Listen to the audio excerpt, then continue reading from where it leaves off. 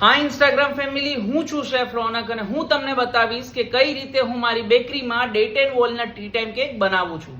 તો let's back it. સો અહીંયા આપણે લઈ લીધી છે ખજૂર, અખરોટ, baking soda, condense milk, vanilla essence, baking powder, butter, જવારનો લોટ છે અને વોટર છે. હવે જે અહીંયા મેં જે વોટર લીધેલું છે અને મેં માઇક્રોવેવ કર્યું છે અરાઉન્ડ 2 થી 3 મિનિટ. મેક શ્યોર કે તમારું જે વોટર છે એકદમ ગરમ હોય, જેથી આપણે જે ખજૂર અંદર નાખી રહ્યા છીએ તો ખજૂરની આપણે પેસ્ટ બનાવવાની છે. જો ગરમ વોટરમાં તમે એને સોક કરશો 10 to 15 મિનિટ્સ માટે તો એ પ્રોપરલી ગ્રાઇન્ડ થઈ જશે. એની અંદર મેં જસ્ટ પિંચ ઓફ સોડા નાખેલો છે અને 10 to 15 મિનિટ્સ રેસ્ટ આપેલો છે. હવે એક અનધર બાઉલમાં મેં એમાં મિલ્ક અને કન્ડેન્સ મિલ્ક આ બંનેને મેં મિક્સ કર્યું છે અને એને મેં માઇક્રોવેવ કર્યું છે. જસ્ટ વોર્મ કરવાનું છે 30 to 45 સેકન્ડ્સ.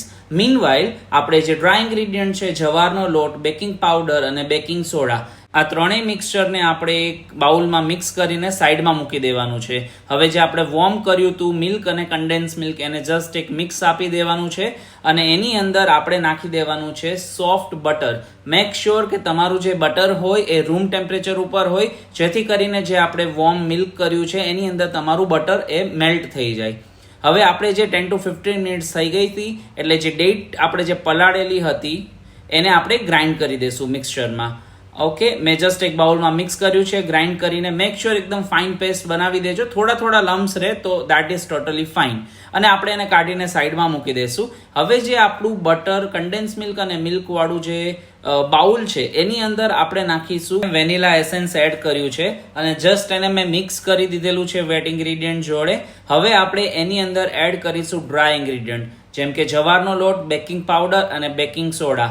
આ ત્રણેય વસ્તુને આપણે મિક્સ કમ્બાઈન કરી દઈશું. તમે અહીંયા જોઈ રહ્યા છો કે હું જે અખરોટ હતી એને ફ્લાવરમાં કોટ કરવાનું રહી ગયું હતું તો મેં જસ્ટ થોડો જવારનો લોટ લઈને એને મેં કોટ કરી દીધેલું છે અને પછી એની અંદર મેં અખરોટ અને ખજૂરની પેસ્ટ મેં એ વેટ અને ડ્રાય ઇન્ગ્રીડિયન્ટની અંદર મિક્સ કરી દીધેલી છે, પ્રોપરલી કમ્બાઈન કરી લીધેલી છે.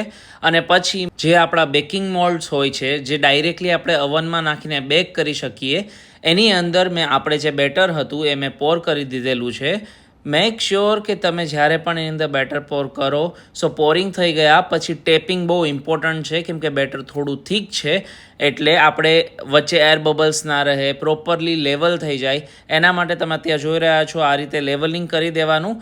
જસ્ટ ડેકોરેશન માટે મેં એના ઉપર અખરોટ મૂકી દીધેલી છે અને આને મેં બેક કર્યું છે 180 ડિગ્રી ઉપર અરાઉન્ડ 20 to 25 મિનિટ્સ. એ ઓવન ટુ ઓવન ડિફર હોય છે એટલે તમે તમારી રીતે એકવાર ચેક કરી લેજો. Thank you very much.